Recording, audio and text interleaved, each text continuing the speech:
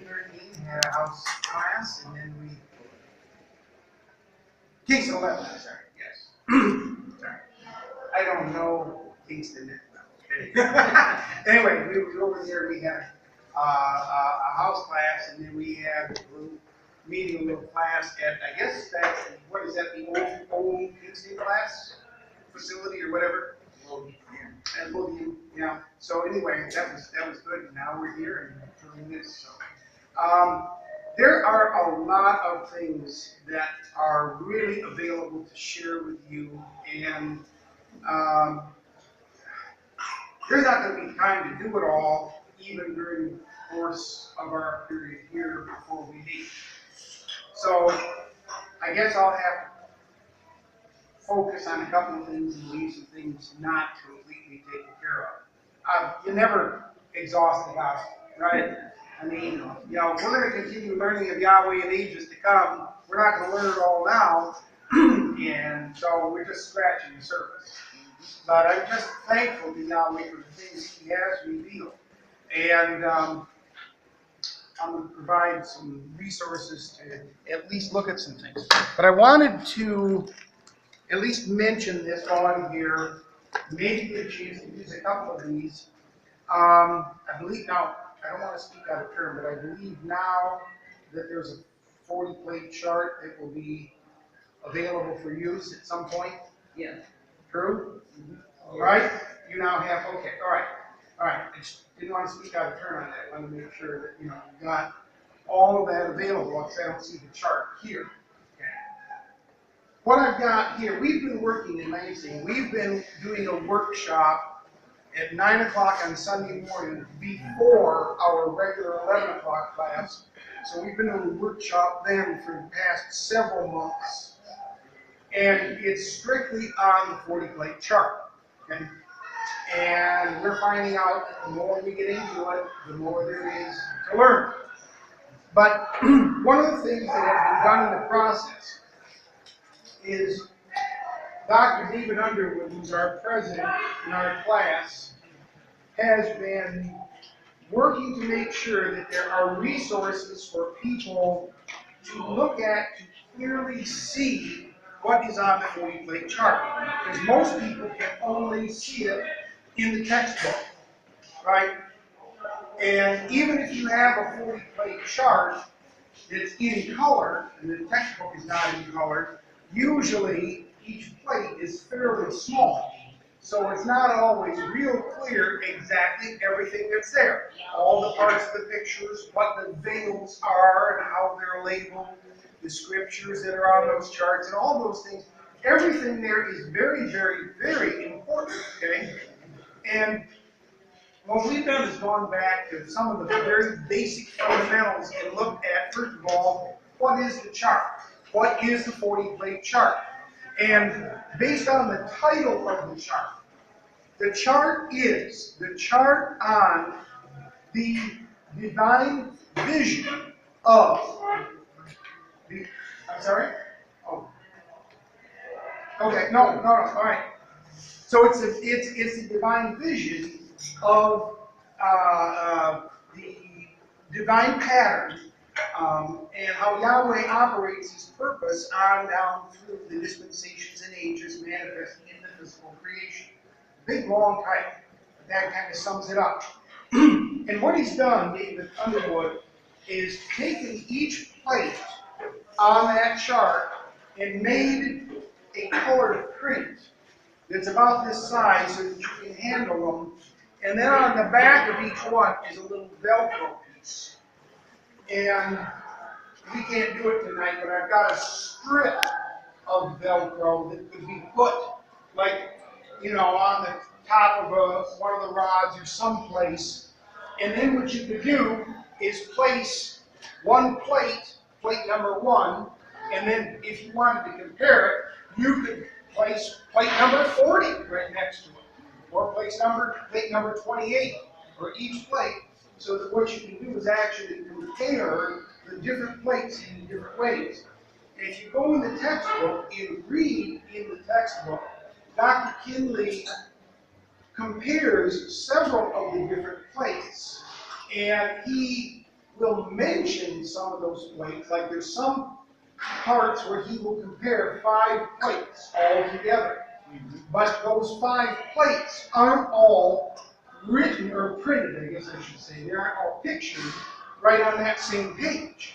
So if you can't see it, it's hard to picture it in your mind unless you go turn pages and then, etc. So I'm going to just mention a couple of things about the 40 plate chart, and I know we're supposed to, I believe we're still supposed to get into, if I am right, the man by the pattern of tabernacle. But I know that there's other folks that are very capable of doing it. Dr. Frank Lewis, obviously, he has done that many times, and he can do more details than I can. So, I'll leave that for someone else at some particular point. But everything on that 40 plate chart is always compared with plate number 1. And I'm going to peel this off. I don't want to lose it. But Dr. David, when we put this all together, put it right on plate number 1. Okay. Plate number 1 is the divine pattern. Okay? This pattern is the key of knowledge. This is the pattern that Yahweh Elohim showed to Moses after he showed himself. And he is the archetype or the original pattern of the universe. But when Yahweh Elohim showed Moses himself, Moses did not understand Yahweh Elohim. So Yahweh Elohim explained himself by comparisons. And he bigger picture here. And he transformed from the supreme spirit embodiment, that great threefold heavenly anthropomorphic being, into a threefold fully furnished tabernacle pattern, so that Moses was able to then see that the Creator is really the pattern, and this pattern was then what he used to explain himself. And then he showed Moses how that he created everything by the pattern. Now these little segments here are all plates that are on the 40 plate chart. Every one of these is on the 40 plate chart in a much larger form. For example, if I go to plate 5 on the 40 plate chart, that's called chaosis. Right? Some people pronounce it chaosis, whatever the pronunciation is, but it's showing that the earth is in chaos. Okay? That's the C plate right here. So this is the C plate. You've got your 40 plate chart. Okay? Plate 6 is the first day. That's this one right here. Plate 7 is the second day. That's this one right here, and so forth. Make sense? Okay? And then you get in there and start comparing little details. One of the real basic things that we have tried to do is make sure that we understand what each of the 3 compartments are, what each of the 3 parts are, and then also identify 2 other things. What are the veils between those compartments, and what is the direction of operation? Because this pattern isn't just set there as a stationary thing. Yahweh operates everything by the pattern, right? So in the textbook, he would describe this and show an operation. In some places, it's a downward operation. In some places, it's an upward operation. Right. And if you were to go into the Elohim books, in that first 5 of the Elohim books, and look at just the plates that he got there, he doesn't go through all 40, there you could spend a lot of time really getting an understanding as to what is there, okay? And I'm not going to try and do all that tonight. Like I said, in Lansing, we have spent months, 2 hours every Sunday morning before our regular class. Well, 4 Sundays out of the month. If there's a 5th Sunday in the month, we haven't done this on the 5th. 4 Sundays every month, 2 hours at a time. We've done this for months, just trying to make sure everybody really is clear about the chart itself, okay? And it does help in terms of understanding some things about Yahweh's purpose. I'm really, really appreciative of what Yahweh did with Dr. Kinley in terms of having the vision and then having him put this vision on these charts, okay? These are extremely important, and it is important that we get to really know them, because that's the way Yahweh is showing you. So, okay, so I'm just going to mention that we might be able to use these in more detail at another time, or maybe during a regular class. You might have a plate or two that you want to compare, okay? But I want them there. Now, I'm going to mention just a couple more things about it, kind of to get started. First of all, plate 1 is the divine tabernacle pattern. That's the pattern of the universe. Everything is prepared with this, so that this then can be seen as the pattern that Yahweh used to make everything, to operate it, and then to compare with himself. Because the ultimate goal is to understand the Creator, both in the beginning of his purpose and in the ending of his purpose. Okay? And in the ending of his purpose, he has achieved a lot that was not done in the beginning of his purpose. He declared the end from the beginning, but he went through his purpose and operated the whole thing in order to accomplish it. And as far as the ages and dispensations are concerned, it's not all finished yet.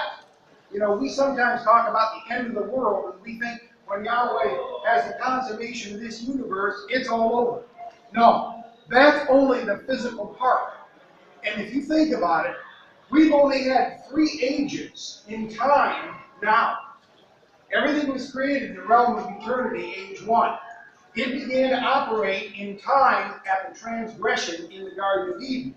And then it went through the antediluvian, postdiluvian, and present kingdom ages of time. After time is ended, there's still going to be 3 more ages. And the kingdom age, if you go in the textbook, you'll find out he calls the 6th age by a specific name. Does anybody remember what it is? The perfect. Okay? And so, and then there is the sabbatic age, you know, the Sabbath, the 7th. And there's also different names also for the 6th and 7th dispensation, and that has to do with when there were some changes made to the chart. And if you go in the textbook, you'll find that the 6th age is talking about the kingdom and immortality. The scriptures that are here were on the 6th age in the textbook and on the first or the older ages and dispensations charts. And really, I think what they did, and I'm not 100% sure because some of these changes were done really kind of after Dr. Kinley, can I say, relinquished personal control over some of the things that went on administratively. So, since this had the word immortality in it, and Dr. Kinley told him, hey, the 6th age is really back over here in the 4th, or the 6th dispensation is back over here in the 4th age. What they did was they moved the 6th age from over here to over back here, but they didn't take the name of the 6th age with it. They left the name of the 6th age here and just labeled it the 7th age. Dispensation, I keep saying age, I apologize. These are ages, these are dispensations. And dispensations are operations, they're divine orders of affairs, okay? And then, and actually the 7th age was in the older charts over here. In these ages, 7th dispensation was over here in these ages to come, and that was a Sabbath too, okay? All right, but actually, if you read these scriptures, it talks about mortality. We must put on immortality, okay? And it says that that won't be brought to pass until, in a moment, in the twinkling of an eye at the last trump, then you have a complete change being made. Okay? So, in other words, the kingdom will not be in immortality. Your body will not be an immortal body until the universal revelation of Yahshua and you're moved over here. But even back here at this time, right now, what you're doing, what you're supposed to be doing, is putting on Yahshua. You're supposed to be putting on or being baptized into Yahshua the Messiah. And Yahshua the Messiah is the one the scriptures say that he only has immortality dwelling in the light. So right now, if you're being baptized in the Messiah, you're putting on immortality, but your body is still a mortal body, and the spirit inside is an eternal spirit. Make sense? Okay? All right? So really, you're putting on the immortality right now, but it's not going to be manifest in terms of your body until everyone is moved into that next stage, okay, over here. All right. Having said that, we've got everything by the divine pattern, and then at the end of his purpose, way over here, at the end of it, in the Sabbath, Yahweh Elohim will be again in his rest. He will be completely in his Sabbath, okay? Because everything that he set out to accomplish in his purpose from the beginning will have been completely accomplished, and he will then rest. In 1 Corinthians, the 15th chapter, it says about Yahshua that he will, at that point, deliver all things up to the Father. Okay? And I'm speeding through some things just for the sake of time. And we can talk about stuff more later because, like I said, there's way too much information here to even get completely covered. Okay, so I'm trying to speed through, and I apologize for making it sound that way. But all right, now everything starts out then by the tabernacle pattern. Okay, the next plate is called the theosophy plate.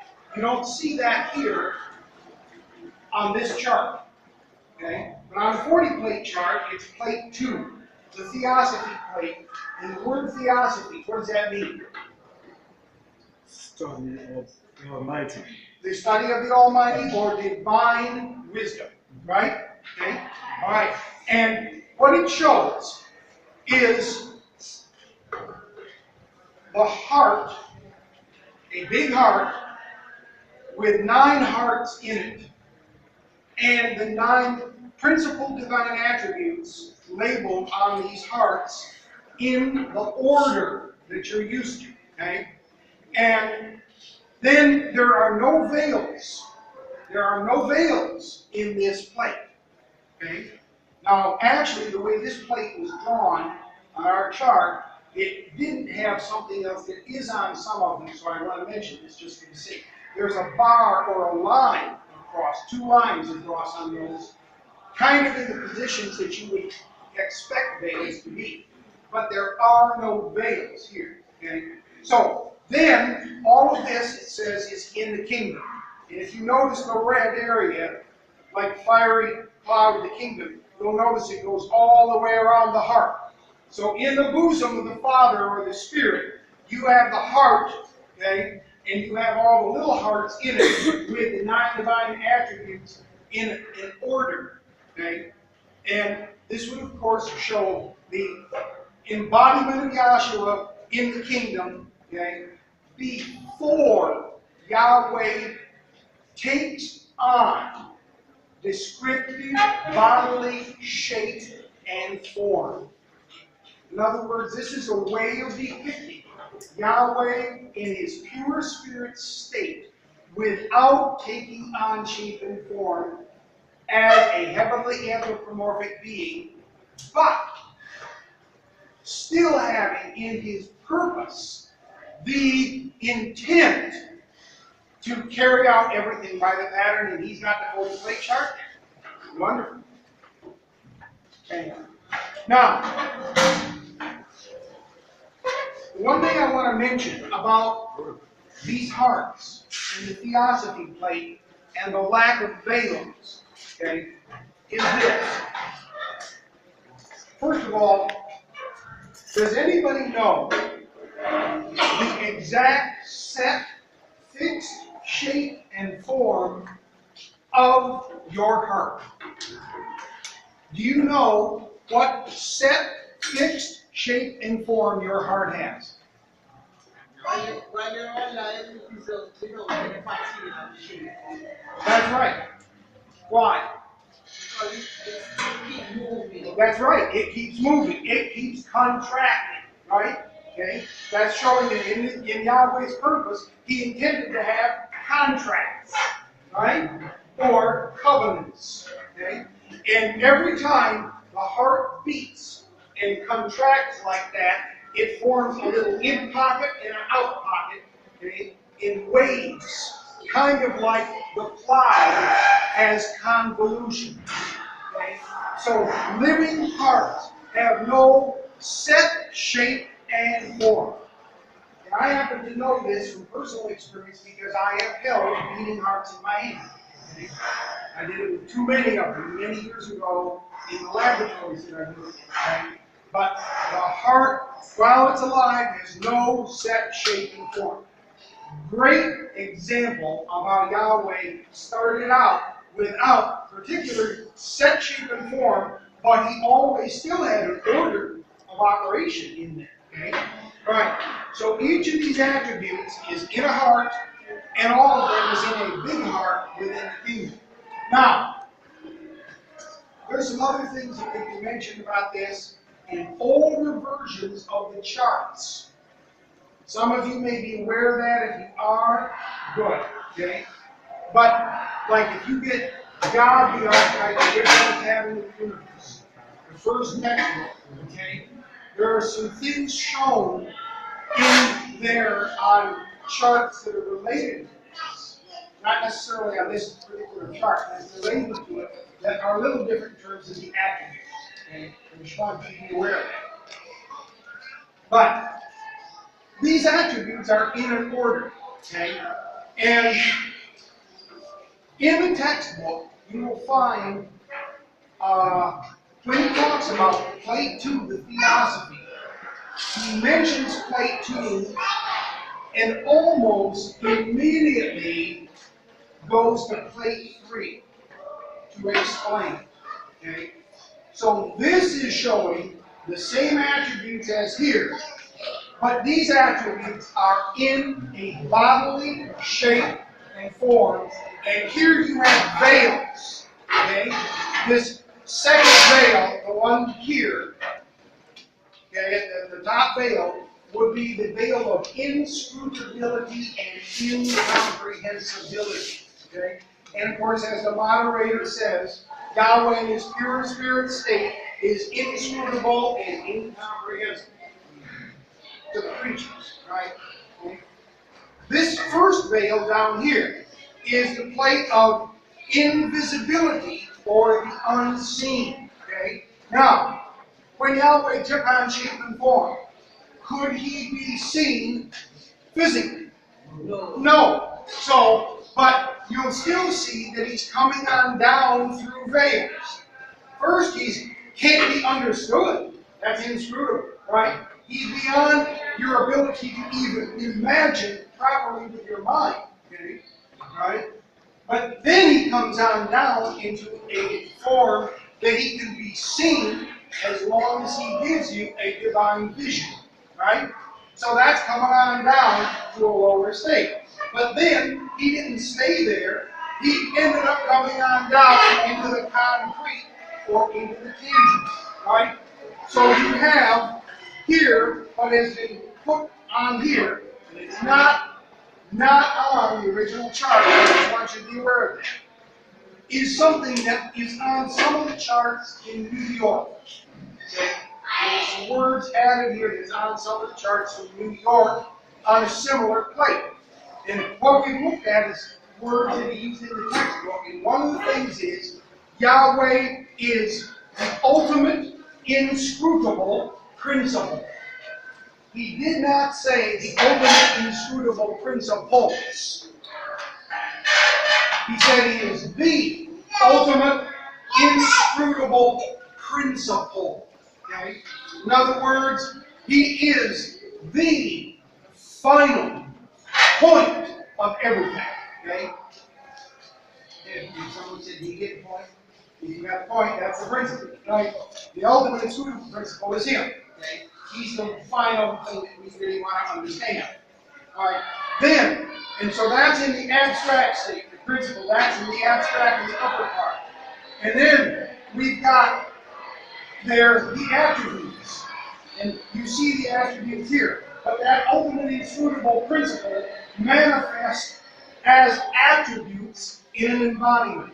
And then Yahweh used those same attributes as the source and the substance by which he would create everything. So, he's pure principle, he is the attributes, and he is the source and the substance. And we're looking at that as the three parts here on this plate. Okay? And here, of course, everybody I'm sure knows this. So if this is the Godhead plate, or the unity of the Spirit plate, then you would have the Father, the Word, the Son, and the Holy Spirit in one embodiment. Or Yahweh, Elohim, and Yahshua all in one body, right? Makes sense? That doesn't even require explanations. We do that all the time. So that's a little comparison here. And remember, all of that is to be understood by the pattern of the universe that he used. Okay? Those three plates are very important to understand if you get started on this. Okay? Now, briefly, I'm going to mention the next two plates, plate 4 and plate 5. Plate 4 is the cosmogony plate, or the genesis of the cosmos. It's the plate showing how Yahweh created everything from spirit. Okay? And of course, what was the realm in which everything was created? Eternity. In the realm of eternity, right? And you'll see the top part of the plate, the most holy place part of that plate, says eternity. Okay? And then you go on down, and it says, by the way, the veil there is the division between spirit and matter. So, and on that veil, you'll see angels. This is the first plate that you see angels on in the most holy place, except for the tabernacle pattern. Okay? And you don't see those angels on several of the other plates. But you do here in the most holy place, okay, or the second veil. And what Yahweh did was first create the angels, right? Then he created the physical universe, right? The angelic creation, then the physical creation. Now, what happened in the angelic creation? There was war in heaven. Not a war. There was war. It was a state of rebellion against Yahshua. And that war then resulted in Yahshua having Michael cast Satan and his angels out of heaven. Okay? And they were cast into the ethereal darkness surrounding the face of the unfinished earth in the beginning of the physical creation.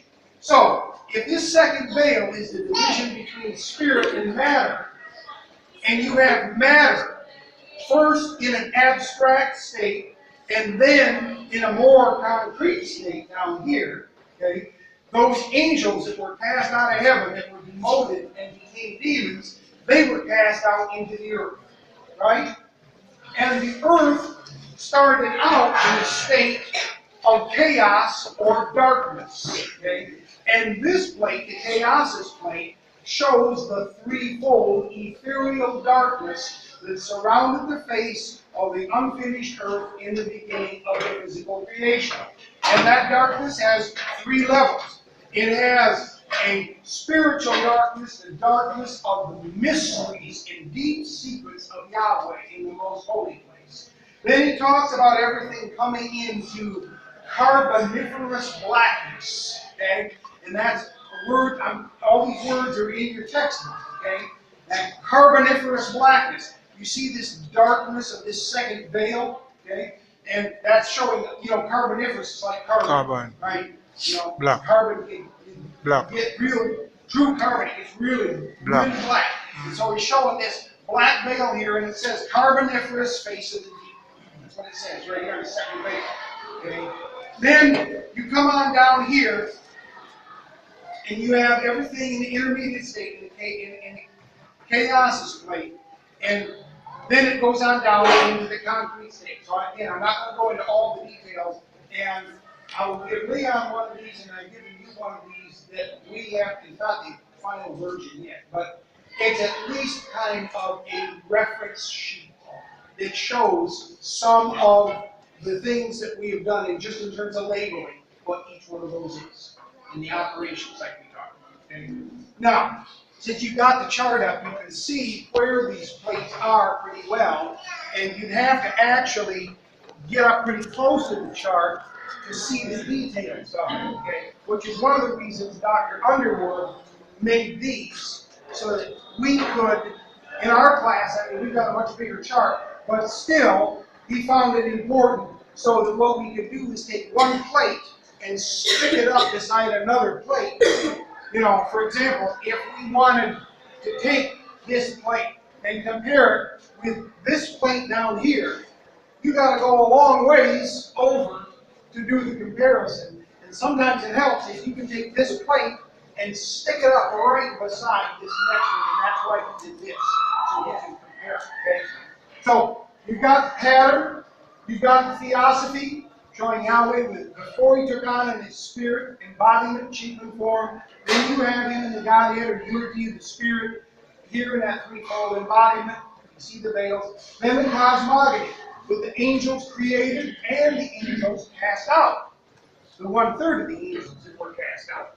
And they were cast out into the earth, and the earth was in a state of chaos or ethereal darkness. So this shows the ethereal darkness surrounding the face of the unfinished earth. It's threefold. Then you have light. At the command of Yahweh, there was light, and that light divided the darkness. So the bottom portion that's still dark is called night, because the light he called day, the darkness he called night, right? And then that light is in two levels: a semi-light or twilight, and then a brighter light or the light of day, okay, which is labeled as cosmic light here.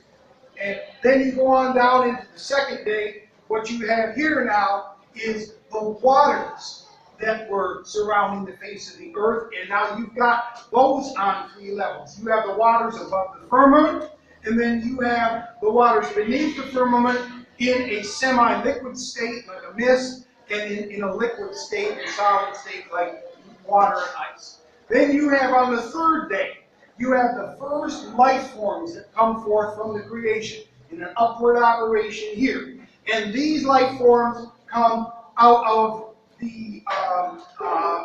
they're depicting the angelic. This is the plant or vegetable life form, okay?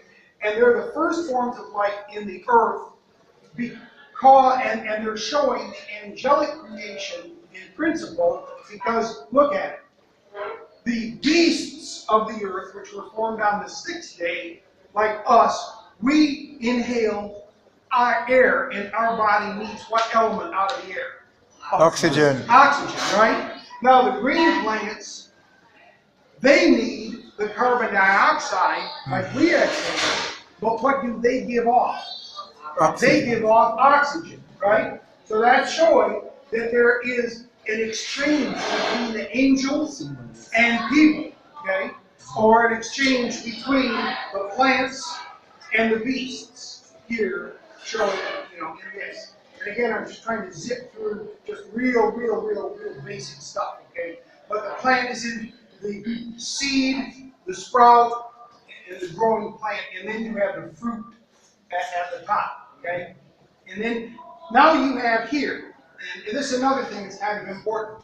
The first 3 days, day 1, day 2, day 3, plate 6, plate 7, plate 8, go together in a triad, okay? See, these two plates, the Theosophy and the Godhead plate, go together as a pair. The cosmogony and the chaosis plate go together as a pair. But the first day, second day, and third day go together as a triad. We just talked about them a little bit, okay? And then the fourth day, fifth day, and sixth day go together as another triad, but that triad is paired with the first triad, meaning this: the first day of creation compares to the fourth day of creation, second day of creation compares to the fifth day of creation, third day of creation compares to the sixth day of creation. Okay? So what you've got here is you've got the light coming forth on the first day, right? But on the fourth day, which we're going to compare with the first day, what did Yahweh put into the heavens? Sun. The sun, the moon, and the stars. So those are bodies of light. Follow me? So you've got the light, but now you've got bodies for the light, okay? And because of that establishing time, because they're for signs and seasons, days and years, you have a rotation of the seasons around as a result of that. Now, on the second day, what was it that Yahweh divided? Water. The waters above from the waters beneath the firmament, right? All right. Well, what came about on the fifth day? The birds in the firmament, And the fishes. right? Or I haven't. And the fish and amphibians, which come out of the waters. See? So these are the life forms that come from the waters. Now, on the third day of the creation, you have the first life forms that come up, showing the angelic. Those are the plants, right? And one of the things about the third day was there was a double operation, because the waters that surrounded the earth that were still there on the second day, what did Yahweh do in order to bring the plants up? He divided the waters on the third day of the creation, represented by the fact that on the third day of the migration, he divided the waters for Israel to come through there. So this was the seed of Abraham coming up out of bondage in Egypt, shown in principle or compared with the seed of vegetation coming up on the third day of the vision of creation. Yahweh divided the waters and the vegetation came up. Yahweh divided these waters, the seed of Abraham came up. And how many years from Adam did this Exodus take place? From Adam. If you include the days of creation as one day for a year, it's 2,520 years. Okay? All right? You can get another number. But time from the beginning of creation, time, on down to the Exodus is 2,520 years. Here's my point. Each 1,000 years is called a millennium, right? And a day with Yahweh is as what? So 1,000 years, or 1 millennium, right? So if a day with Yahweh is as 1,000 years, and you now are at 2,520 years, which day is that? The third day, right? Because you've gone through 1,000, that's the first day. You've gone through another 1,000, that's the second day. You're now in the third 1,000-year period. That's the third day. So the seed is coming up the third day. This is the kind of thing that's important to understand, is how Dr. Kinley has put all this together, or how Yahweh put it all together, and had Dr. Kinley display it. Okay? So now, that's the vegetation coming up on the third day. But this is showing a resurrection from a dark and dead state the third day. Right? Now, count 3 more days from there. If you start out at 3 and you count 3 more, number 4, day 4 would be the first day, right? Day 5 would be the second day, and day 6 would be the third day again, right? And on the third day again, or the 6th day of the vision of creation, what did Yahweh bring up out of the earth? man. The beast and man, Yeah. right? The land animals and man. And let me mention something right now, that, and you can check it in your textbooks, okay? And you can check it against whatever people may have thought, said, or got in their mind, because I've noticed over the years there's a lot of things we've all gotten wrong, that includes me, and correction is incredibly important.